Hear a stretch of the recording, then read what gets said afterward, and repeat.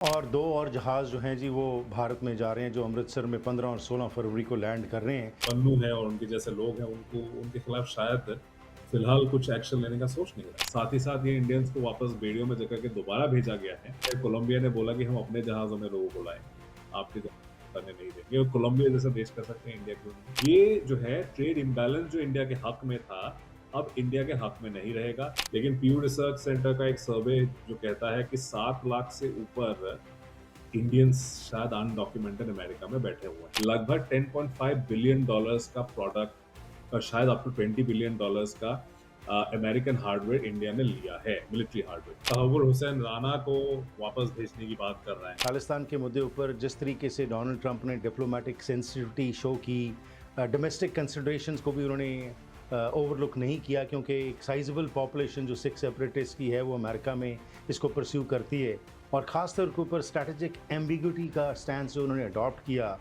ये एक neutral position जो अडॉप्ट की।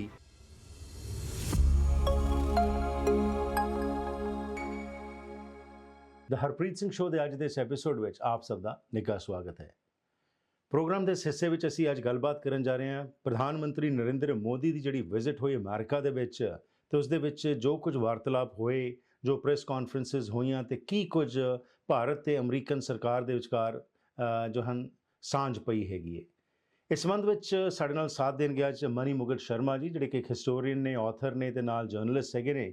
ਤਾਂ ਆਓ ਚੱਲਦੇ ਹਾਂ ਉਹਨਾਂ ਦੇ ਕੋਲ ਤੇ ਗੱਲਬਾਤ ਦਾ ਸਿਲਸਿਲਾ ਸ਼ੁਰੂ ਕਰਦੇ ਹਾਂ ਕਿ ਇਹ ਵਿਜ਼ਿਟ ਨੂੰ ਉਹ ਕਿਸ ਤਰ੍ਹਾਂ ਵੇਖਦੇ ਨੇ, ਕਿਉਂਕਿ ਦੋ ਪ੍ਰਤੀਕਰਮ ਆ ਰਹੇ ਨੇ ਇਸ ਸਮੇਂ।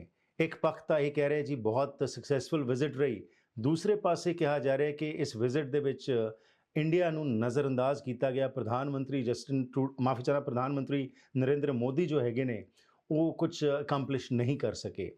ਖਾਸ ਤੌਰ ਦੇ ਉੱਤੇ ਇੱਕ ਅਹਿਮ ਮੁੱਦਾ ਜਿਹਦੇ ਉੱਤੇ ਕਾਫੀ ਚਰਚਾ ਚੱਲ ਰਹੀ ਹੈ ਉਹ ਇਹ ਹੈ ਕਿ ਜਦੋਂ ਇੱਕ ਪੱਤਰਕਾਰ ਨੇ ਡੋਨਲਡ ਟਰੰਪ ਨੂੰ ਸਵਾਲ ਪੁੱਛਿਆ ਖਾਲਿਸਤਾਨ ਦੇ ਮੁੱਦੇ ਦੇ ਉੱਤੇ, ਤਾਂ ਉਸ ਦਾ ਉਹਨਾਂ ਨੇ ਕੋਈ ਜਵਾਬ ਸਿੱਧਾ ਨਹੀਂ ਦਿੱਤਾ ਹੈਗਾ। ਉਸ ਦੇ ਨਾਲ ਹੀ ਹੋਰ ਵੀ ਕਈ ਅਹਿਮ ਮੁੱਦਿਆਂ ਨੂੰ ਸਾਈਡਲਾਈਨ ਕਰਕੇ ਰੱਖ ਦਿੱਤਾ ਗਿਆ। ਸੋ ਇਸ ਸੰਬੰਧ ਵਿੱਚ ਆਓ ਗੱਲਬਾਤ ਦਾ ਸਿਲਸਿਲਾ ਸ਼ੁਰੂ ਕਰਦੇ ਹਾਂ ਮਨੀ ਮੁਕਤ शर्मा जी ਨਾਲ। मनी मुकुट जी, वेलकम टू द प्रोग्राम। बहुत शुक्रिया हरप्रीत जी, अपने शो पर एक बार फिर से बुलाने के लिए। Thank you. सो बात शुरू मैं करता हूँ जी कि जो ये मुद्दा काफ़ी गरमाया हुआ है और इसके ऊपर बहुत सारी सियासत खेली जा रही है, और वो ये है कि खालिस्तान का जब सवाल पूछा गया डोनाल्ड ट्रंप को, तो बजाय वो कि डायरेक्ट उसका आंसर देते, उसका उन्होंने बिल्कुल जवाब देने की डायरेक्टली कोई बात ही नहीं कही। तो ये क्या था? एक तरफ कहा जा रहा है कि जैसे उनकी जब स्वेरिंग इन सेरेमनी हुई उसके अंदर पतवंत पन्नू आए वहाँ पे, और जैसे उन्होंने वहाँ पे ये शो किया कि वो एक स्पेशल इन्विटी हैं, और अब जब ये पूछा गया उनसे ये सवाल तो इसका जवाब नहीं दिया गया। इससे क्या मैसेज जो है डोनाल्ड ट्रंप देना चाह रहे हैं? मैसेज तो यही है कि वो नॉन कॉमिटल है और वो ये भी दिखाना चाह रहे हैं कि अमेरिका सुपर पावर है और हिंदुस्तान के साथ अगर हम देखें तो एक फोर्स डिस्पैरिटी है और वर्चस्व की लड़ाई हमेशा होती है यहाँ पर। और डोनाल्ड ट्रंप जैसे एक पॉपुलिस्ट लीडर है, नरेंद्र मोदी साहब भी एक पॉपुलिस्ट लीडर है, तो दो पॉपुलिस्ट लीडर्स के बीच में ये वर्चस्व की लड़ाई भी है। तो ट्रंप समझते हैं कि उनका पलड़ा भारी है, तो फिर वो एक नॉन कॉमिटल जवाब दे रहे हैं। अब वहाँ पे तहव्वुर हुसैन राणा को वापस भेजने की बात कर रहे हैं, जी। जो कि डॉटर रहे 26/11 जो दहशतगर्दी जो बॉम्बे में हमने देखी थी, वो वायलेंट अटैक था। तो उसको वापस भेजने की बात कर रहे हैं। तो अब वहाँ पर एक आप कह सकते हैं कि वहाँ पे एक उम्मीद दिखा दी है और हिंदुस्तान में इसकी सियासत इसको लेकर के ज़बरदस्त होगी। मोदी साहब भी जो है बेहतर करने की कोशिश तो बिल्कुल की जाएगी। खालिस्तान वाले मुद्दे पे ओपनली इसलिए नहीं बोल रहे हैं शायद क्योंकि एक एंड पे तो इंडिया को भी उनको खुश करके रखना है, हम्म। डील्स करने हैं और इतने सारे जो है अनाउंस कर दिए हैं। तो वो भी जाना है। और दूसरी बात ये है कि जो सिक्स फॉर जस्टिस है और गुरपतवंत सिंह पन्नू है, वो भी उनके इनॉग्रेशन पर आए थे और जिस तरह से मतलब दोनों साइड को बैलेंस करके चलने की जो कोशिश हुई है, इसका नतीजा मुझे यही दिखाई दे रहा है कि सियासत इंडिया में तो होगी। इंडिया में बताया जाएगा कि देखिए इसका मतलब ये है कि भारत को खुली छूट दे दी है। हम्म। वैसे ही अब गौतम अदानी साहब के मामले में भी हम देख रहे हैं कि वहाँ पर शायद थोड़ी ढील दे रहे हैं, थोड़ी रियायत दे रहे हैं इंडिया को या गौतम अदानी साहब को। और दूसरे एंड पे मतलब ऐसा ना हो कि जो पन्नू हैं और उनकी हिमायत करने वाले लोग हैं अमेरिका में, वो नाराज हो जाए और वो जो है थोड़ा इनसिक्योर हो जाए। साथ ही साथ इंडिया को भी कुछ दे रहे हैं कि भाई देखिए, अगर आप शायद कुछ करते भी हैं, हम अपनी नजर घुमा लेंगे। आप कयास लगा सकते हैं फिलहाल, क्योंकि इस पे अटकलें ही लगा सकते हैं कि क्लैरिटी जी। तो, लेकिन दो ही तरह के मैसेजेस इस पूरे वाकये से निकल के आते हैं। एक तो हिंदुस्तान के फेवर में है, और दूसरा ये कि वो शायद जो पन्नू है और उनके जैसे लोग हैं, उनको उनके खिलाफ शायद फिलहाल कुछ एक्शन लेने का सोच नहीं रहा जी, पर दूसरी तरफ जो ये खालिस्तान के समर्थक हैं, उनका ये कहना है कि डोनाल्ड ट्रंप की तरफ से ओपनली इसका जवाब ना देना, ये संकेत देता है कि वो हमारे हक में हैं। तो ये है। 2 पर्सपेक्टिव जो हैं, ये चल रहे हैं। तो इस एंगल से आप क्या समझते हैं? नहीं, यही बात है कि दोनों पक्षों को उन्होंने खुश करके रखा हुआ है, और डोनाल्ड ट्रंप देखिए वो बड़े इफेक्टिव कम्युनिकेटर है हरप्रीत जी, इसीलिए तो इलेक्शन जीते हैं। हुँ, हुँ। और पॉपुलर वोट इस तरह से इस बार जीता है उन्होंने, तो ये कम्युनिकेशन की वजह से ही हुआ है। तो ये खेल वो बखूबी समझते हैं, क्योंकि हालांकि एक के बाद वो ऐसे वाहियात बयान देते गए हैं, लेकिन अल्टीमेटली जो है स्ट्रेटेजिक इंटरेस्ट जो यूनाइटेड स्टेट्स के हैं, जो बाइडेन एडमिनिस्ट्रेशन के भी सेम ही थे लगभग, ट्रंप एडमिनिस्ट्रेशन में भी वो कुछ अलग नहीं होंगे। ट्रंप का ऐसा है कि वो चाहते हैं कि अमेरिका का जो एक दौर था 20th सेंचुरी में, कि वो एक वाहिद एक सुपर पावर बन के उमड़ा, खास करके आखिर में लेट 80s तक आते आते अमेरिका एक लौता सुपर पावर बचा हुआ था, वो उस चीज को बरकरार रखने की कोशिश कर रहे हैं। साथ ही साथ जो ट्रेड इम्बैलेंसेस की जो वो बात कर रहे हैं, वो लगातार इस बारे में बात करते गए हैं। अमेरिका एक टाइम पे, अमेरिकन गाड़ियां देखिए वो दुनिया भर में डोमिनेट करती थी, नहीं, उसके बाद फिर जापान, कोरिया, इन सब देशों की गाड़ी, अब चाइनीज ईवीज भी, इन लोगों ने आके वो डोमिनेंस खत्म कर दिया। तो ऐसे वो कोशिश कर रहे हैं कि अमेरिका को एक प्री एमिनेंट पावर दोबारा से, एटलीस्ट एक इंडस्ट्रियल पावर के तौर पे दोबारा से एस्टैब्लिश करने का। तो इसी के लिए वो जो हर मुमकिन वो कोशिश कर रहा है। तो there seems to be a method to this madness. और इस केस में तो हम सीधा सीधा हम देख ही रहे हैं कि दोनों साइड को आपने, आप कैसे यू डैंगल द कैरेट दोनों साइड के लिए, कि भाई हम आपके साथ भी हैं, हम आपके साथ भी हैं।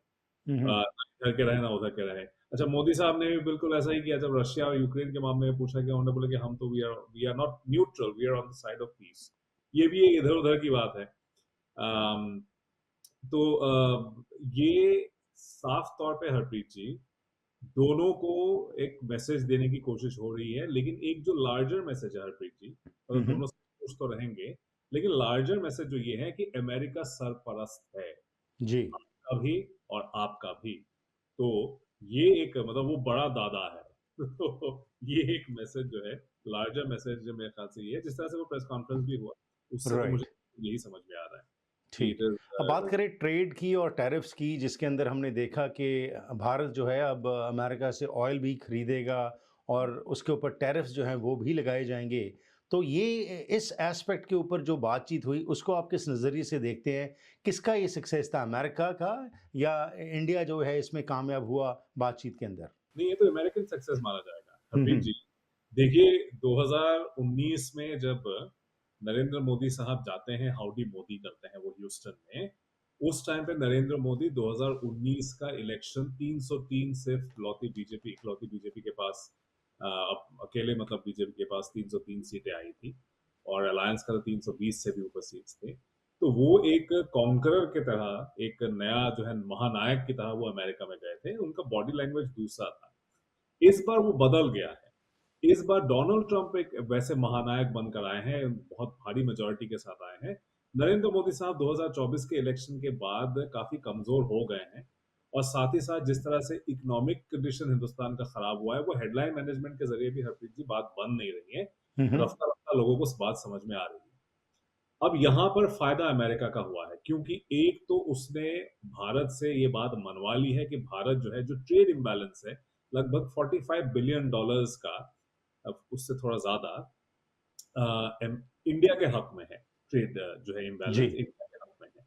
उस चीज को बैलेंस आउट करने के लिए अब ऑयल और एनर्जी इंडिया को बेचने की वो बात कर रही है, जो जी। हिंदुस्तान रशियन फेडरेशन और ईरान से ले रहा है। रशियन फेडरेशन से तो वो रुपीज का एक्सचेंज रेट उस पर वो ले रहा है, तो इंडिया का राइट। यहाँ पे डॉलर्स का होगा। यहाँ पे डॉलर्स पे लेंगे, यूएस डॉलर में, जहां पे ऑलरेडी एक हुँ, घाटे का, हुँ। तो ज्यादा पैसा दे करके आप ऑयल और एनर्जी आप खरीदेंगे यूएस से, तो हुँ, वहां हुँ। पे का घाटा है। ट्रम्प वो बैलेंस कर देंगे। ऑलरेडी हिंदुस्तान ने इस बार बजट में ये जो एक्सपेंसिव मोटरसाइकिल्स है जिसमें हार्ले डेविडसन आता है, क्योंकि ये डोनाल्ड ट्रम्प के लिए एक ऑलमोस्ट पर्सनल मिशन की तरह है। लास्ट हम्म। टाइम हार्ले डेविडसन पे ये लगे थे, जिसकी वजह से हार्ले डेविडसन को छोड़ के जाना पड़ा इंडिया। डोनाल्ड ट्रम्प बहुत नाराज हुए और लगातार इसके बारे में बात करते रहे। इस बार राइट। उनको रुष्ट किए बगैर इंडिया ने पहले ही वो माफ कर दिया है, काफी घटा दिया है टैरिफ। लेकिन हम्म। अब काफी कुछ चीजें हैं जो बदलने हैं, तो जी डोनाल्ड ट्रम्प के लिए अच्छे ये फायदे का सौदा है। दूसरा, हथियार जो बेचेंगे इंडिया को। जी, हथियारों के बारे में जी मैं बाद में बात करता हूँ, लेकिन आप कैसे परसीव करते हैं ये जो पोटेंशियल टैरिफ्स जो इंडिया के ऊपर लगाए जा रहे हैं, ये क्या इम्पैक्ट डालेंगे स्पेसिफिक इंडस्ट्रीज जो भारत में हैं या जो इकोनॉमी है भारत की? नहीं, बिल्कुल असर डालेंगे हरप्रीत जी, क्योंकि आप देखिए इंडिया और अमेरिका, इसमें जो है अमेरिका टॉप इंपोर्ट्स क्या करता है इंडिया से। आपके pearls and semi precious stones, electrical machinery equipment, mineral fuels, pharma products, ये सब मेजर मेजर प्रोडक्ट्स हैं। हम्म। अमेरिका इंडिया का सबसे बड़ा ट्रेडिंग पार्टनर है, सबसे बड़ा। $120 बिलियन का जो है इन दोनों के बीच में ट्रेड होता है। नंबर जी। 2 पे रिपब्लिक ऑफ चाइना है। तो अगर अमेरिका इतना बड़ा पार्टनर है और आपको वो डिक्टेट कर रहा है कि आप, एक तो ये कि आप जहां जहां इंडिया ने लगाया हुआ है वहां रेसिप्रोकल टैरिफ्स होंगे, तो ऑलरेडी वो बहुत एक्सपेंसिव हो जाएगा उन कंपनीज के लिए इंडियन प्रोडक्ट्स को इंपोर्ट करने का। जी। और इंडिया के लिए भी आसान नहीं होगा, क्योंकि कुछ तो क्रिटिकल इक्विपमेंट होता है, जैसे न्यूक्लियर रिएक्टर्स और मशीनरी जो है, जो इंडिया लेता है अमेरिका से। मिनरल फ्यूल्स और ऑयल्स इंडिया लेता है, और इलेक्ट्रिकल मशीनरी भी लेता है। फार्मा ठीक है, चलिए थोड़ा कम है, हम्म। लेकिन बाकी मेडिकल इंस्ट्रूमेंट्स इंडिया लेता है, तो वहां पर तो फर्क पड़ जाएगा इंडिया के लिए। और बाकी सारी चीजें, एल्यूमिनियम हो जाए, स्टील हो जाए, इंडिया आई थिंक 7th बड़ा देश है जो अमेरिका को एल्यूमिनियम बेचता है। जी। अब आपने 25% टैरिफ वहां पे लगा दिया है, हम्म। तो इंडियन एक्सपोर्ट्स पे इसका असर तो पड़ेगा। अब क्वालिटेटिवली अगर आप देखिए तो फिर वहां पे चाइना भी एक कॉम्पिटिटर है और भी दूसरे देश हैं। अगर अमेरिका को जहां पे फायदा होगा अमेरिकन कंपनीज को, वो वहां पे करेंगे। जी। दूसरी बात कि वो उकसा रहे हैं कि कंपनीज जाकर के अमेरिका में अपने बेसेस बनाएं, वहां पर मैन्युफैक्चर करें, और इससे जो है वो राहत में रहेंगे, उनको राहत मिलेगी। लेकिन फिर राइट। इंडियन कंपनीज के लिए वो पॉसिबल नहीं है। वो कनेडियन कंपनीज, मैक्सिकन कंपनी शायद कर भी ले, इंडियन हम्म। कंपनी बड़ा मुश्किल हो जाएगा। तो ओवरऑल जी, ये जो है ट्रेड इम्बैलेंस जो इंडिया के हक में था, अब इंडिया के हक में नहीं रहेगा। बराबरी राइट। अगर आप करेंगे तो फिर यूनाइटेड स्टेट्स को ही फायदा होगा, क्योंकि उसका ओके। डॉलर बहुत बड़ा पावरफुल है, उसकी इकोनॉमी भी बहुत मजबूत है, और उसके लीडर डोनाल्ड ट्रंप है, जो धमका के ही सही लेकिन अपनी बात अभी तक मनवा पा रहे हैं। राइट। इसमें नुकसान वाली बात तो है, बिल्कुल है, इसमें कोई दो राय हम्म। नहीं। तो अब बात करें थोड़ी सी जो एडवांसमेंट डिफेंस कोलैबोरेशन में हुई है और ये 10 साल का जो डिफेंस कोऑपरेशन प्लान है, थोड़ा सा इसको एलैबोरेट कीजिए। इसमें जहां F-35 जेट्स जो दिए जाने, और क्या क्या डिफेंस कोऑपरेशन में होगा? हम्म, देखिए F-35 ही सबसे बड़ा जो है एक ऑफर किया जा रहा है, और ये F-35 को एकदम फौरी तौर पे तो वो दे नहीं रहा है। उन्होंने बोला है कि will pave the way for F-35 eventually. Eventually लफ्ज का इस्तेमाल किया है डोनाल्ड ट्रम्प साहब ने, तो इवेंचुअली तो कभी भी हो सकता है। वैसे भी जो मिलिट्री इंडस्ट्रियल इंफ्रास्ट्रक्चर इंडिया का है, उसमें F-35 को आकर के फिर आप बनाएंगे उसको, अभी वो डिटेल्स भी नहीं है, ये तो मतलब प्रपोजल स्टेज पे भी नहीं है, बस बोला गया है। तो ये अगले 10 साल तो कम से कम लग जाएंगे इस पूरी चीज को, मतलब जो शक्ल वो इख्तियार करेगी इवेंचुअली, वो आपको अगले शायद 6-7 साल या 10 सालों तक ही आपको पता चलेगा। इतना आसान नहीं होता है। अब देखिए वो रफाल का डील कितने सालों से हुआ, उसके बाद 2 साल पहले ही तो आए हैं, तो काफी टाइम लगता है। तो इसीलिए मतलब इतना उछलने की बात नहीं है कि F-35 उन्होंने प्रॉमिस कर दिया है तो मतलब दिया जाएगा। अमेरिकन प्रोडक्ट्स लेने के खतरे भी बहुत सारे हैं हरप्रीत जी, हम्म। खास 5th जनरेशन एयरक्राफ्ट में, क्योंकि इसके सॉफ्टवेयर कोड्स होते हैं जो जी। अमेरिका कभी भी बदल सकता है। तो अमेरिकन एलाइज जब भी अमेरिकन एयरक्राफ्ट लेते हैं, वो हमेशा इस खौफ में भी रहते हैं कि अगर फर्ज कीजिए कि कभी जरूरत पड़ी तो अमेरिका उसके सोर्स कोड बदल सकता है। और टेक्नोलॉजी ट्रांसफर अमेरिका कभी करता नहीं है, इसीलिए तो एक अनरिलायबल पार्टनर रहा है। इसीलिए हिंदुस्तान ने कभी अमेरिकन प्रोडक्ट्स या हार्डवेयर इस तरह के लिए नहीं है। सोवियत यूनियन से लेता था बिकॉज वो टेक्नोलॉजी ट्रांसफर कर देता था। इजराइल ने टेक्नोलॉजी ट्रांसफर कर दिया, इसीलिए इजराइल से लिया। तो इसीलिए ये ज्यादा रिलायबल पार्टनर्स हैं इंडिया के लिए।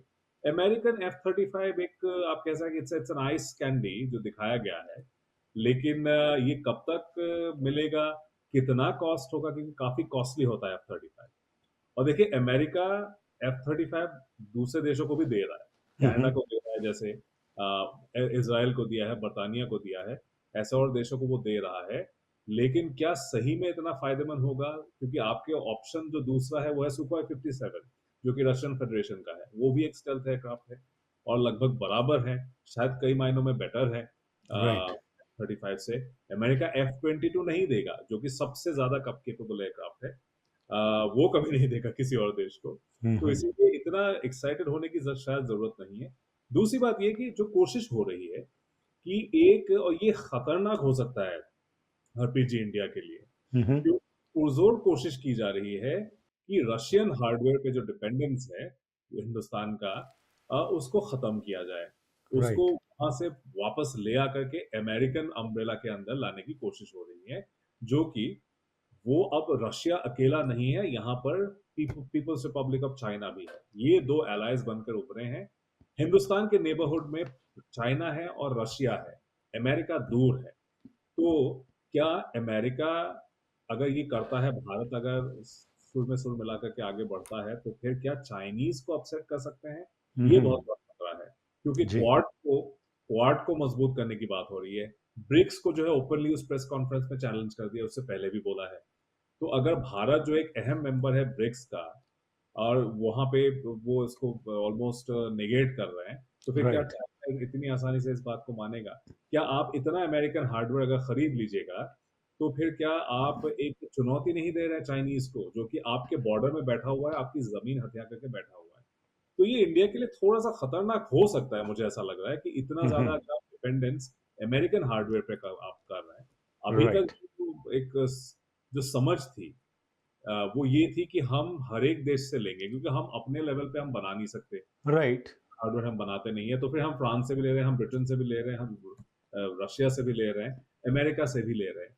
वो अब एंटायरली चाहते हैं कि अमेरिका पे डिपेंडेंट हो जाए। ऑलरेडी 10-12 सालों में लगभग $10.5 बिलियन का प्रोडक्ट, और शायद अप टू $20 बिलियन का अमेरिकन हार्डवेयर इंडिया ने लिया है, मिलिट्री जी। हार्डवेयर। अब उसको अगर आप एक्सपेंड कर रहे हैं, तो इंडिया में काफी खर्चा भी आएगा, क्योंकि आज का जो एग्जिस्टिंग इंफ्रास्ट्रक्चर है हरप्रीत जी, वो रशियन और फ्रेंच एयरक्राफ्ट को तो हैंडल कर सकता है, अमेरिकन एयरक्राफ्ट को वो सर्विस करने के लिए, क्योंकि उनका स्ट्रेटेजिक थिंकिंग, डिफेंस थिंकिंग बिल्कुल अलग है। रशियन या सोवियत एयरक्राफ्ट को आप कम मेंटेनेंस पे आप ज्यादा चला सकते हैं, अमेरिकन एयरक्राफ्ट का मेंटेनेंस कॉस्ट बहुत ज्यादा है, आपके रनवेज उस हिसाब से अलग होने पड़ते हैं, आपको उस हिसाब से जो है बहुत ज्यादा मैन पावर, ज्यादा पैसा आपको लगाना पड़ता है, इतना आसान नहीं होता, इसीलिए तो खर्चा कम होता है। राइट। सो इसीलिए ओवर डिपेंडेंस जो है अमेरिका के ऊपर वो बढ़ जाएगी। पर उसके साथ मनी जी, जो भारत की जो ये इन्हेंस्ड कोऑपरेशन जो हो रही है, ये डिफेंस पार्टनरशिप कैसे अलाइन करती है जो भारत की ब्रॉडर सिक्योरिटी गोल्स हैं इंडो हम्म। पैसिफिक रीजन के अंदर? जी, और इंडो पैसिफिक लफ्ज का इस्तेमाल बहुत हो रहा है, और ये शायद ट्रम्प साहब को खुश भी कर रहा है, मोदी साहब भी बड़ा खुश है कि कम से कम हिंदुस्तान में हेडलाइंस तो बन ही जाएंगे। देखिए यहाँ पे ये है मसला कि जैसे कि मैं कह रहा हूँ कि अमेरिका एक शैडोई प्रेजेंस है इस पूरे इलाके में। अमेरिकन फ्लीट के जरिए आप कंट्रोल तो कर सकते हैं, लेकिन आप देखिए इंडिया के इमीडिएट नेबरहुड में कौन है? चाइना है, नॉर्थ में। चाइनीज नेवी भी एक्सपैंड कर रही है, उसके बढ़ते हुए कदम रोकने के लिए ये पूरी प्लानिंग की गई है। और अगर चाइनीज को लग रहा है कि India is going to play a side kick of America, the role of a side kick, तो फिर वो इस बात को वो भूलेगा नहीं, वो इंडिया को इसके बारे में भी सोचना चाहिए, क्योंकि हमारे एक्सटर्नल अफेयर्स मिनिस्टर जयशंकर साहब ने एक पॉडकास्ट में बोला है कि हम चाइनीज के साथ इस तरह से भिड़ नहीं सकते, because China is a big power, वो एक बड़ी इकोनॉमी है, और मिलिट्री एक पावर है, वो एआई पावर भी है, टेक्नोलॉजिकल पावर भी है, इसके साथ हम भिड़ नहीं सकते। तो क्या आप ये इतना बड़ा खतरा आप मोल ले सकते हैं कि अमेरिका के आप जो है वही आपका रहनुमा बन जाए? अभी तक समझ तो ये थी कि हम सबके साथ बजा के रखेंगे, लेकिन मैं ये समझ सकता हूँ हरप्रीत जी कि इंडिया के लिए भी, मतलब हर चीज को मैं फेस वैल्यू पे नहीं लूंगा। आई थिंक मुझे समझ में आ रहा है कि ये क्योंकि थोड़े लॉन्ग टर्म गोल्स हैं, यहाँ पर कोई एक डेडलाइन नहीं दिया गया कि 2032 तक हम इतना कर देंगे, ऐसा बोला गया है। 2032 तक अभी बहुत टाइम है। तो इंडिया भी चाहेगा कि थोड़ा समय उसके पास हो, वो देखे, क्योंकि इनको तो 4 साल बाद चले जाना है। उसके बाद जो दूसरा प्रेसिडेंट आएगा उनके साथ भी तो डील करना होगा। तो आप जो स्ट्रेटेजिक थिंकिंग है उसको एकदम से आप बदल नहीं सकते। तो ये मेरे ख्याल से इंडियन एस्टेब्लिशमेंट को भी मालूम है। फिलहाल खुश करने के लिए बोल दिया है बहुत कुछ। अल्टीमेटली उसके डिटेल्स क्या होंगे वो अब टाइम के साथ ही हमें मालूम पड़ेगा। लेकिन राइट। पार्टनरशिप जो बात होती है, जनरल इलेक्ट्रिक जैसे एक इंडियन कंपनी के साथ बैठ करके वो मिल करके, क्योंकि जेवीज के जरिए अब बात होती है, डायरेक्टली आप कर नहीं सकते। वो जनरल इलेक्ट्रिक जहाजों के इंजन बनाएगा एयरक्राफ्ट के इंडिया जी। में। ये मेक इन इंडिया के तहत भी वो कह रहे हैं वो हम्म। करेंगे। ऑलरेडी ऐसा पार्टनरशिप हो चुका है। उसको भी होने में टाइम लगेगा हरप्रीत जी। मेन चीज यही है कि इंस्टेंटली कुछ होने वाला है नहीं। ये आप अनाउंसमेंट्स हुए हैं, लोग एक्साइटेड होकर के हेडलाइंस लिखेंगे, 2-3 महीने बाद जो है किसी को याद नहीं रहेगा, फिर आपको पता चलेगा 2 सालों तक कुछ आगे बढ़ा ही नहीं है। हम्म। ऐसा होता है। सो हमें राइट। एक्साइट होने की जरूरत नहीं है, लेकिन जो मैसेज है कि अमेरिका चाहता है हिंदुस्तान उसका कम से कम एशिया में लेफ्टिनेंट बने, जी। इंडिया। और इंडिया फिलहाल ऐसा लगता है मोदी साहब के जो हाव भाव मैंने देखे और जिस तरह से वो जॉइंट स्टेटमेंट भी आया है, ऐसा लग रहा है कि हिंदुस्तान हर बात मान रहा है। यहाँ तक कि इंडियंस को प्रोटेस्ट ये जो बेड़ियों में जकड़ के वापस भेजा गया, उसके बारे में भी कुछ बोला नहीं गया है। जी। कोई प्रोटेस्ट हुआ क्या, स्ट्रांगली बोला गया है अमेरिकन साइड को, ऐसा कोई जिक्र नहीं है उस स्टेटमेंट में, ना ही उस प्रेस कॉन्फ्रेंस में ऐसी कोई बात, किसी ने सवाल भी नहीं पूछा उसके बारे राइट। में। और दो और जहाज़ जो हैं जी वो भारत में जा रहे हैं, जो अमृतसर कल में 15 और कल 16 परसों फरवरी को लैंड कर रहे हैं। सो वो भी इशू जो है उसके बारे में कुछ क्लैरिटी जो है वो बाहर नहीं आई कि क्या ये मुद्दा उठाया गया, क्या कुछ इसके ऊपर एश्योरेंस दी गई भारत को कि आगे से ऐसा नहीं होगा। पर ऑफ कोर्स जो इलीगल इमिग्रेंट्स का मुद्दा है उसके ऊपर प्रधानमंत्री नरेंद्र मोदी ने एक बड़ी स्ट्रॉन्ग जॉइंट प्रेस कॉन्फ्रेंस जो हो रही थी उसमें बात की थी उसके बारे में। और ख़ास तौर के ऊपर जो डिप्लोमेटिक और पॉलिटिकल डायनामिक्स हैं उसके बारे में हम बात करते हैं इस छोटी सी ब्रेक के बाद। ਸੋ ਦੱਸ ਦਈਏ ਜੀ ਕਿ ਅੱਜ ਦਾ ਇਹ ਪ੍ਰੋਗਰਾਮ ਤੁਹਾਡੇ ਤੱਕ ਪਹੁੰਚਾਇਆ ਜਾ ਰਿਹਾ ਹੈ AMC ਇੰਸ਼ੋਰੈਂਸ ਦੇ ਸਹਿਯੋਗ ਦੇ ਨਾਲ। ਇਹਨਾਂ ਦੀਆਂ 11 ਬ੍ਰਾਂਚਸ ਨੇ ਲੋਅਰ ਮੇਨਲੈਂਡ ਵਿੱਚ, ਹਫਤੇ ਦੇ 7 ਦਿਨ ਖੁੱਲੇ ਰਹਿੰਦੇ ਨੇ। ਸੋ ਇੰਸ਼ੋਰੈਂਸ ਸੰਬੰਧੀ ਕੋਈ ਪ੍ਰੋਡਕਟਸ ਖਰੀਦਣੇ ਨੇ ਜਾਂ ਜਾਣਕਾਰੀ ਲੈਣੀ ਹੈ ਤਾਂ ਸੰਪਰਕ ਕਰੋ 604 507 6666 604 507 6666। ਸਾਡੇ ਅਗਲੇ ਸਹਿਯੋਗੀ ਹਨ Agnihotri immigration. Temporary status PR ਨਵੇਂ ਹੋ ਕੈਨੇਡਾ ਵਿੱਚ ਜਾਂ ਇਮੀਗ੍ਰੇਸ਼ਨ ਸੰਬੰਧੀ ਕੋਈ ਵੀ ਜਾਣਕਾਰੀ ਲੈਣੀ ਹੈ ਤਾਂ ਗੱਲਬਾਤ ਕਰੋ ਨੀਰਾ ਅਗਨੀਹੋਤਰੀ ਨਾਲ। 2006 ਤੋਂ ਸਰਟੀਫਾਈਡ ਇਮੀਗ੍ਰੇਸ਼ਨ ਕੰਸਲਟੈਂਟ ਵਜੋਂ ਇਹ ਕੰਮ ਕਰ ਰਹੇ ਨੇ। ऑनेस्ट ਤੇ ਰਿਲਾਇਬਲ ਇਨਫੋਰਮੇਸ਼ਨ ਦੇਣ ਦਾ ਵਾਅਦਾ ਕਰਦੇ ਨੇ। 604 597 2284 604 597 2284 ਤੇ ਸੰਪਰਕ ਕਰ ਸਕਦੇ ਹੋ। ਸਾਡੇ ਅਗਲੇ ਸਹਿਯੋਗੀ ਹਨ ਬਸੰਤ ਮੋਟਰਸ। ਗੱਡੀਆਂ ਲੀਜ਼ ਜਾਂ ਫਾਈਨੈਂਸ ਕਰਵਾਉਣੀਆਂ ਨੇ ਤਾਂ ਵਧੀਆ ਰੇਟਸ ਤੇ ਤੁਹਾਨੂੰ ਇਹ ਗੱਡੀਆਂ ਦੇਣਗੇ। ਤੁਸੀਂ ਇਹਨਾਂ ਦੇ ਬਹੁਤ ਵੱਡੇ ਸ਼ੋਰੂਮ ਵਿੱਚ ਜਾ ਕੇ ਵੱਡੀ ਸਿਲੈਕਸ਼ਨ ਆਫ ਕਾਰਸ ਵਿੱਚੋਂ ਕੋਈ ਕਾਰ ਸਿਲੈਕਟ ਕਰ ਸਕਦੇ ਹੋ। 604 572 78 80 604 572 7880 ਇਹਨਾਂ ਦਾ ਫੋਨ ਨੰਬਰ ਹੈਗਾ। ਗੱਲਬਾਤ ਚੱਲ ਰਹੀ ਜੀ ਮਨੀ ਮੁਕਟ ਸ਼ਰਮਾ ਜੀ ਨਾਲ। ਸੋ ਮੁੜ ਤੋਂ ਉਹਨਾਂ ਨੂੰ ਵਾਪਸ ਲੈ ਕੇ ਆਉਂਦੇ ਹਾਂ। ਅਤੇ ਜੋ ਬ੍ਰੇਕ ਤੋਂ ਪਹਿਲਾਂ ਇਹਨਾਂ ਨੇ ਗੱਲ ਕੀਤੀ ਸੀ ਜੋ ਇਲੀਗਲ ਇਮੀਗ੍ਰੈਂਟਸ ਦਾ ਮੁੱਦਾ ਹੈਗਾ ਉਸ ਉੱਤੇ ਜੋ ਪ੍ਰਧਾਨ ਮੰਤਰੀ ਨਰਿੰਦਰ ਮੋਦੀ ਨੇ ਜੁਆਇੰਟ ਪ੍ਰੈਸ ਕਾਨਫਰੰਸ ਵਿੱਚ ਗੱਲਬਾਤ ਕੀਤੀ ਉਹ ਕੀ ਸੰਕੇਤ ਦਿੰਦੀ ਹੈਗੀ ਹੈ ਕਿ ਭਾਰਤ ਉਸੇ ਤਰੀਕੇ ਨਾਲ ਜਿਸ ਤਰ੍ਹਾਂ ਭਾਰਤ ਵਿੱਚ ਫੌਜੀ ਜਹਾਜ਼ ਭੇਜ ਕੇ ਇੰਡੀਅਨਸ ਨੂੰ ਜਿਹੜੇ ਡਿਪੋਰਟੀਜ਼ ਨੇ ਉਹਨਾਂ ਨੂੰ ਵਾਪਸ ਭੇਜਿਆ ਜਾ ਰਿਹਾ ਉਸ ਨੂੰ ਐਕਸੈਪਟ ਕਰਦਾ ਰਹੇਗਾ ਕਿ ਬੇੜੀਆਂ ਵਿੱਚ ਉਹ ਬੰਦੇ ਆਉਂਦੇ ਰਹਿਣਗੇ, ਕੀ ਉਸ ਉੱਤੇ ਕੋਈ ਗੱਲਬਾਤ ਹੋਈ तो जी उन्होंने गलबात की हैगी है उस तो की संकेत मिलता है। सो मनी जी उसके बारे में आपका क्या विचार है, क्या पर्सपेक्टिव आप रखना चाहेंगे जो प्रधानमंत्री जो नरेंद्र मोदी ने बातचीत की इन इलीगल इमिग्रेंट्स के बारे में? देखिए मोदी साहब ने प्रेस कॉन्फ्रेंस में तो बोला कि हम तो नहीं चाहते हैं कि कोई भी हिंदुस्तानी इलीगली रहे कहीं पर भी, माइग्रेशन को लीगल होना चाहिए। और जो एक पूरा इकोसिस्टम बन चुका है, जो एक माफिया बन चुका है, जो है इलीगली लोग ऐसे लेके जा रहा है और अनडॉक्यूमेंटेड तरीके से लोगों को वहां पे रख रहा है, तो इसको नेस्तो नाबूद करने में डोनाल्ड ट्रंप साहब की सरकार हमारी मदद करेगी, ऐसा मोदी साहब ने बताया। अब उनसे किसी ने ये नहीं सवाल पूछा कि क्या आपने ये अमेरिकन साइड को कम्युनिकेट किया है कि हिंदुस्तानियों को बेड़ियों में जकड़ के वापस भेजा ना जाए? क्या वो अमेरिकन मिलिट्री जहाजों में भेजना मुनासिब है उनको? क्या अब सिविलियन प्लेन्स के जरिए ला नहीं सकते, भेजा नहीं जा सकता उनको? क्या इंडिया अपने एयरक्राफ्ट नहीं भेज सकता है इनको वापस लाने के लिए? क्योंकि इंडिया ने कहा जा रहा है कि वो इंडिया ने माना है कि हम कुछ 18,000 लोगों को वापस ले लेंगे।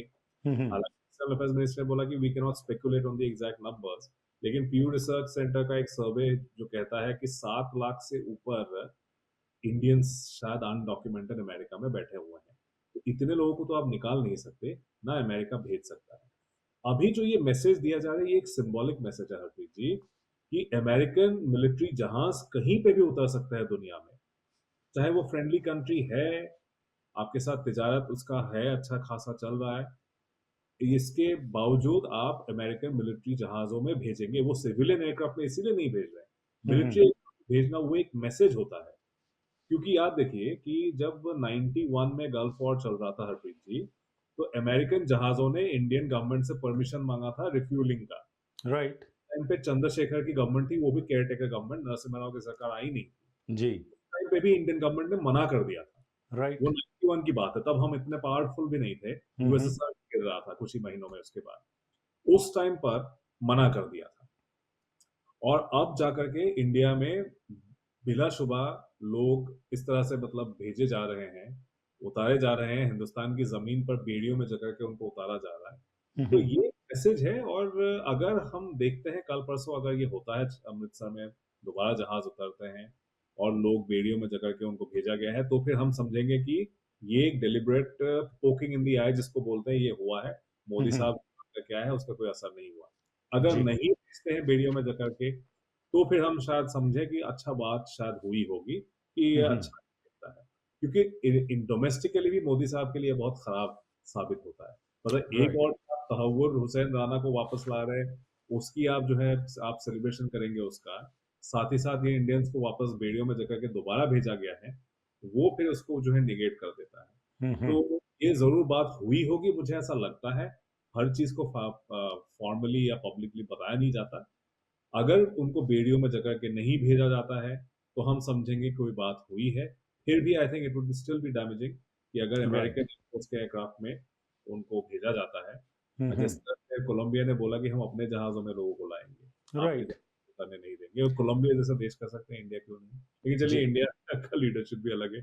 India has much to lose it seems जिस तरह ओके। से तो मोदी साहब बात का करें थोड़ी-सी कि जब हम जहाँ बात कर रहे हैं खालिस्तान के मुद्दे ऊपर, जिस तरीके से डोनाल्ड ट्रंप ने डिप्लोमैटिक सेंसिटिविटी शो की, डोमेस्टिक कंसिडरेशंस को भी उन्होंने ओवरलुक नहीं किया, क्योंकि एक साइज़ेबल पॉपुलेशन जो सिख सेपरेटिस्ट की है, वो अमेरिका में इसको परस्यू करती है। और ख़ास तौर के ऊपर स्ट्रैटेजिक एम्बिग्यूटी का स्टैंस जो उन्होंने अडॉप्ट किया, ये एक न्यूट्रल पोज़ीशन जो अडॉप्ट की, इसको मद्देनज़र रखते हुए और इश्यूज़ को लेते हुए, आप क्या समझते हैं कि क्या डिप्लोमेटिक मेजर्स जो है उनको प्रायोरिटाइज किया जा रहा है स्ट्रेंथन करने के लिए यूएस इंडो रिलेशंस? अभी जी इसमें 2 बातें हैं। एक तो ये कि उस प्रेस कॉन्फ्रेंस में जब पहला सवाल एक रिपोर्टर ने, इंडियन मीडिया के रिपोर्टर ने सवाल पूछा, तो डोनाल्ड ट्रंप साहब ने बोला कि समझ में नहीं आ रहा है, वो समझा नहीं पा एक्सेंट की बात कर दी, रादर वो एक तरह का टॉन्ट मार दिया कि आपका एक्सेंट नहीं समझ हाँ, आ रहा। है ना?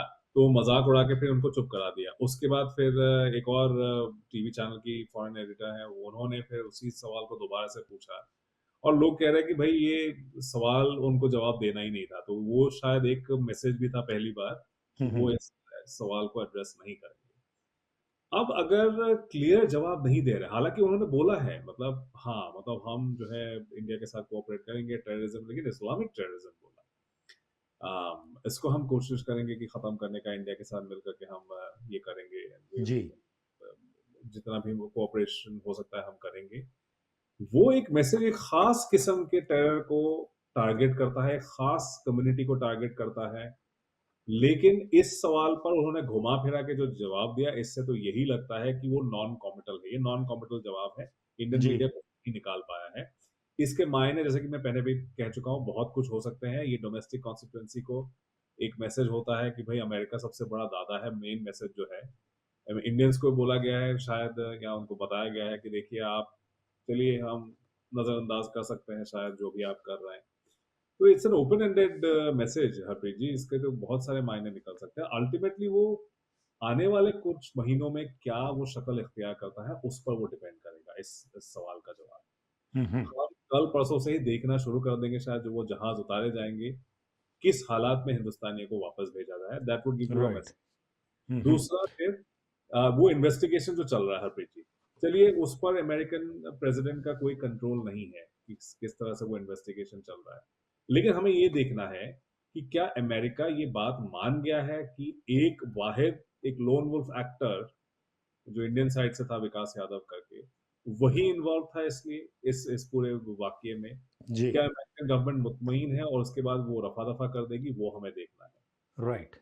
अडानी वाले केस में तो हमें लग रहा है कि वो शायद रियायत देना चाहते हैं क्योंकि जो एंटी ब्राइबरी लॉ है, जो पिछले 60 सालों से अमेरिका में है, उस लॉ को ही बर्खास्त करने की बात कर रहे हैं। जो ब्राइब करते हैं आप ऑफिशियल्स को, वो एक इलीगल है फिलहाल अमेरिकन कानून के तहत। उस कानून को ही अगर बर्खास्त कर देंगे तो फिर गौतम अडानी साहब के खिलाफ कोई केस नहीं बचता है। वो absolutely, absolutely, absolutely. So finally ji, Mani Mogar ji, हमें ये बताइए कि how has the Indian public and political landscape responded to the developments and agreements on this visit, जो ये विजिट हुई है प्रधानमंत्री नरेंद्र मोदी की और जो मुलाकात हुई ट्रम्प से, उसको आखिर में कैसे आप इसको पॉलिटिकल लैंडस्केप में क्या-क्या आप देख रहे हैं कि कैसे इसको देखा जा रहा है? हरप्रीत जी देखिए, एक तो होता है कि रिपोर्टिंग, और रिपोर्टिंग आमतौर पे क्रिटिकल रिपोर्टिंग होता है। इंडिया का जो मेन स्ट्रीम मीडिया है, उसमें अब कोई रिपोर्टिंग नहीं होता है। वहाँ पे पैम्फलेटेरिंग होता है, हुँ, प्रोपेगेंडा हुँ। चलता है। तो उसका तो देखिए वो तो सेलिब्रेट किए जा रहा है। मतलब जो एक सवाल एक रिपोर्टर ने इंडियन साइड से पूछ दिया कि भाई आप बताइए कि कौन ज़्यादा टफ नेगोशिएटर थे, मोदी साहब या आप? और डोनाल्ड साहब ट्रम्प साहब ने ऐसा एक जवाब दिया, मोदी साहब के चेहरे पे खुशी की एक लहर आप देख रहे थे और जिस तरह से वो मुस्कुराए भी, जी। और रिपोर्टर को भी, इंडियन मीडिया को वो टॉकिंग पॉइंट मिल गया, बॉस ने बोला जो ये बात, तो इस तरह से उसको चला दिया है। इंडियन मीडिया लैंडस्केप में इंडियन स्ट्रेटेजिक इंटरेस्ट और मैं कहूंगा कि भारतीय जनता पार्टी के जो इंटरेस्ट है मोदी साहब के मुतालिक, वो ज्यादा प्रमोट हो रहे हैं। क्रिटिकल रिपोर्टिंग अगर आपको देखना है तो अल्टरनेटिव मीडिया जो न्यू मीडिया है वहां पर आपको देखना पड़ेगा कुछ हद तक। मैं ये नहीं कहूंगा एंटायरली वहां पे भी हो रहा है, लेकिन फिर भी हम कुछ उम्मीद तो वहां पे रख सकते हैं। जो सोशल लैंडस्केप है हरप्रीत जी, वहां पर इन सब सवालों का कोई असर ही नहीं पड़ रहा है। हुँ। तो वहां पर उनको डोमेस्टिक पॉलिसी समझ में आता है, फॉरेन पॉलिसी समझ में नहीं आता है। उन्होंने पिछले 10-11 सालों से मेन स्ट्रीम मीडिया का प्रोपेगेंडा हजम किया है, व्हाट्सएप के फॉरवर्ड्स हजम किए हैं, जिनसे उनको लगता है हिंदुस्तान का तो डंका बज रहा है मोदी साहब के आने के बाद। राइट। ये कॉन्स्टिट्यूएंसी जो है हरप्रीत की, ये इसमें वो सलाहियत नहीं है कि वो समझ सके कि क्या हो रहा है, हिंदुस्तान के स्ट्रेटेजिक इंटरेस्ट कहाँ पर है। उनको बस इतना इस बात से मतलब है कि मोदी साहब के ऑनर में किसी ने डांस किया कि नहीं, उनके ऑनर में रिसेप्शन हुआ कि नहीं, गले मिले कि नहीं, क्योंकि गले मिले, हग किया, उसको भी न्यूज़ बना है। हुँ, हुँ। मोदी साहब के लिए डोनाल्ड ट्रम्प साहब ने चेयर पीछे खींचा, उनको बैठने के लिए, उस पे भी स्टोरी बन गया है। या तो ये ऐसे जब सिचुएशन होगा हरप्रीत जी, तो कोई कैसे समझ पाएगा कि एक्चुअल में हो क्या रहा है। तो फिलहाल वहां से मुझे कोई उम्मीद नहीं है। मुझे जितना दिख रहा है, जिस सेलिब्रेशन जो होता है हर बार मोदी साहब जाते हैं, ऐसा कहा जाता है कि हिंदुस्तान का डंका बज जाए, लेकिन उनका बॉडी लैंग्वेज देखिएगा, इस बार वो एक हारे हुए जर्नैल की तरह मुझे लगे, ना कि वो जो दिग्विजय किए हुए सम्राट जो 2019 में वो कर रहे थे। इस हुँ, बार हुँ। मुझे इस बार मुझे ओके। लगा डोनाल्ड ट्रम्प जो है बहुत ज़्यादा हावी हो रहे थे। प्रेशर में, उस मीटिंग में दोनों के बॉडी लैंग्वेजेस बहुत ही अलग। जी। मनी जी, आपका बहुत-बहुत शुक्रिया समय निकाल के हमारे साथ इस इम्पोर्टेंट इश्यू के ऊपर बातचीत करने के लिए। Thank you for your time. आपका बहुत शुक्रिया हरप्रीत। ਸੋ ਇਹ ਸਨ ਜੀ ਮਨੀ ਮੁਕੁਲ ਸ਼ਰਮਾ ਜੀ, ਜਿਨ੍ਹਾਂ ਨੇ ਕਿ ਪ੍ਰਧਾਨ ਮੰਤਰੀ ਮੋਦੀ ਦੀ ਜਿਹੜੀ ਵਿਜ਼ਿਟ ਸੀ, ਡੋਨਲਡ ਟਰੰਪ ਦੇ ਨਾਲ ਜਿਹੜੀ ਮੀਟਿੰਗਸ ਹੋਈਆਂ, ਕੀ ਅਕੰਪਲਿਸ਼ਮੈਂਟਸ ਹੋਈਆਂ, ਕੀ ਫੇਲੀਅਰਸ ਹੋਏ ਤੇ ਕਿਸ ਤਰੀਕੇ ਨਾਲ ਜਿਹੜਾ ਨਾਨ ਕਮਿਟਲ ਜੋ ਡੋਨਲਡ ਟਰੰਪ ਨੇ ਮੈਸੇਜ ਦਿੱਤਾ ਹੈਗਾ ਹੈ ਖਾਲਿਸਤਾਨ ਮੁੱਦੇ ਦੇ ਉੱਤੇ, ਉਸ ਬਾਰੇ ਅਸੀਂ ਵਿਚਾਰ ਕੀਤੇ ਨੇ। ਆਸ ਕਰਨੇ ਕਿ ਪ੍ਰੋਗਰਾਮ ਤੁਹਾਨੂੰ ਪਸੰਦ ਆਇਆ ਹੋਵੇਗਾ। ਦੱਸ ਦਈਏ ਸਾਡੀ ਬਾਕੀ ਦੇ ਸਪਾਂਸਰਸ ਬਾਰੇ। ਸਾਡੇ ਅਗਲੇ ਸਪਾਂਸਰ ਨੇ ਸੁਖੀਬਾਦ ਮੋਟਰਸ ਅਤੇ ਟਰੱਕ ਸੈਂਟਰ। ਗੱਡੀਆਂ ਜਾਂ ਟਰੱਕਸ ਲੈਣੇ ਨੇ ਤਾਂ ਬਹੁਤ ਵੱਡਾ ਭੰਡਾਰ ਹੈ, ਜਿੱਥੇ ਜਾ ਕੇ ਤੁਸੀਂ ਗੱਡੀਆਂ ਲੀਜ਼ ਜਾਂ ਫਾਈਨੈਂਸ ਕਰਵਾ ਸਕਦੇ ਹੋ। 604 580 1000 ਇਹਨਾਂ ਦਾ ਫੋਨ ਨੰਬਰ ਹੈਗਾ। 604 580 1000। ਸਾਡੇ ਅਗਲੇ ਸਹਿਯੋਗੀ ਹਨ ਭਰਤ ਜੂਲਰਸ। ਗਹਿਣੇ ਲੈਣੇ ਨੇ ਵਧੀਆ ਰੇਟਸ 'ਤੇ ਤਾਂ ਪਹੁੰਚੋ ਸਰੀ ਦੇ ਸਪਾਇਲ ਬਿਜ਼ਨਸ ਸੈਂਟਰ ਵਿੱਚ, ਜਿੱਥੇ ਇਹਨਾਂ ਦਾ ਬੜਾ ਵੱਡਾ ਸ਼ੋਰੂਮ ਹੈ। ਕਸਟਮਾਈਜ਼ ਵੀ ਕਰਵਾ ਸਕਦੇ ਹੋ ਗਹਿਣੇ। 604 593 1111 ਇਹਨਾਂ ਦਾ ਫੋਨ ਨੰਬਰ ਹੈ। 604 593 1111। ਤੇ ਸਾਡੇ ਅਗਲੇ ਸਹਿਯੋਗੀ ਹਨ SK ਹੋਮ ਡਿਜ਼ਾਈਨਸ। ਘਰ ਹੈ ਨਵਾਂ ਜਾਂ ਪੁਰਾਣਾ, ਉਸ ਨੂੰ ਨਵੀਂ ਦਿੱਖ ਦੇਣਾ ਚਾਹੁੰਦੇ ਹੋ ਤਾਂ ਸੰਪਰਕ ਕਰੋ ਸੰਦੀਪ ਕੌਰ ਨਾਲ। 35 ਸਾਲ ਤੋਂ ਵੱਧ ਦਾ ਤਜਰਬਾ ਹੈ ਐਜ਼ ਐਨ ਇੰਟੀਰੀਅਰ ਡਿਜ਼ਾਈਨਰ। ਤੁਹਾਨੂੰ ਸਹੀ ਮਸ਼ਵਰਾ ਦੇਣਗੇ ਤੇ ਤੁਹਾਡੇ ਘਰ ਨੂੰ ਨਵੀਂ ਦਿੱਖ ਦੇਣਗੇ। 604 825 9295 604 825 9295 ਇਹਨਾਂ ਦਾ ਫੋਨ ਨੰਬਰ ਹੈ। ਪ੍ਰੋਗਰਾਮ ਦੀ ਕਰਦੇ ਇੱਥੇ ਹੀ ਸਮਾਪਤੀ, ਫਿਰ ਮੁਲਾਕਾਤ ਕਰਾਂਗੇ। Have a wonderful day, enjoy yourself and stay safe.